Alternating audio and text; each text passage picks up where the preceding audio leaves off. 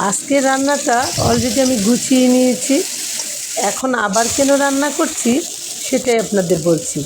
বাজার থেকে মাত্র মাছ নিয়ে এসেছে, একদম তাজা তাজা।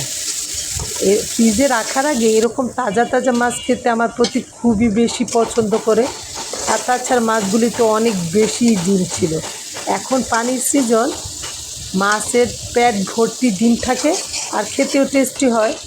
হ্যালো, আসসালামু আলাইকুম এভরিওয়ান, ওয়েলকাম জানাচ্ছি আমার এই কিচেনে।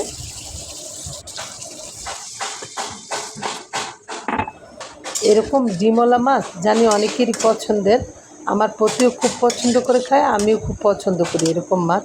আমার রান্নাটা মোটামুটি কমপ্লিট হয়ে গেছে। এখন ভালোভাবে বলক উঠলে পানিটা একটু টেনে আসলে নামিয়ে নিব কাঁচামরিচ দিয়ে। দেখেন ডিম যেন একদম পেট ফেটে যাচ্ছে, এত ডিম।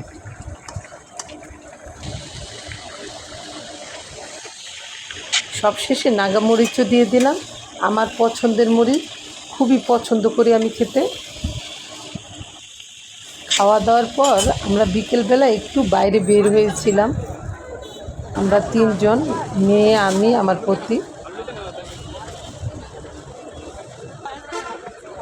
মার্কেটে ঢোকার আগে সামনের ফুটপাতের দোকানগুলি খুবই ভালো লাগে আমার। খাবারের দোকান থেকে শুরু করে জামা কাপড়, জুতা সব কিছুই এখানে পাওয়া যায়। আমার পতি আবার মেয়েদের জন্য গেঞ্জিও কিনে নিল গার্মেন্টসে, খুবই সুন্দর জিনিস পাওয়া যায়। এর সামনে আবার মশলার দোকানও দেখে নিলাম, আপনাদের দেখিয়ে দিলাম কী কী কিনলাম। সব কিছু আর দেখালাম না। কেনাকাটা শেষ করে বাসায় ফেরার পথে আমরা একটা রেস্টুরেন্টেও ঢুকে গেলাম। যতই ঘোরাফেরা আর কেনাকাটা করলাম, খাওয়া দাওয়াটা না করলে বাচ্চাদের আনন্দটা কমপ্লিট হয় না। আর তাছাড়া আমাকে বাসায় যে ঝামেলা করতে হবে না, সে চিন্তা করে এই রেস্টুরেন্টে ঢুকে গেলাম। ওদিকে সুন্দর একটা একুরিয়াম দেখে আমিও ভিডিও করে নিলাম। দেখলাম বাচ্চাটা খুবই মজা পাচ্ছে।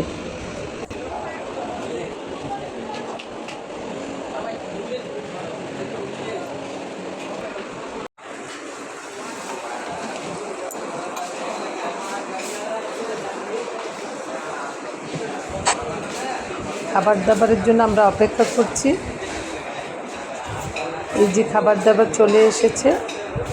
মেয়ে আর পতি খেলো গ্রিল আর নান, আর আমি খেলাম মোরগ পোলাও।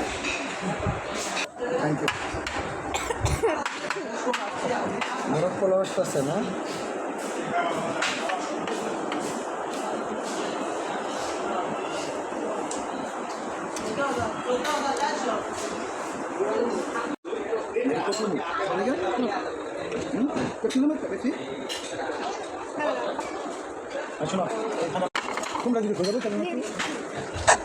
খাওয়া দাওয়া শেষ করে আইসক্রিম আর মজু খেতে খেতে বাড়ি ফেরা। আর নিচের পরিবেশটাও সুন্দর ছিল, সেজন্য ভিডিও করে নিলাম। সবাই ভালো থাকবেন, আল্লাহ হাফেজ।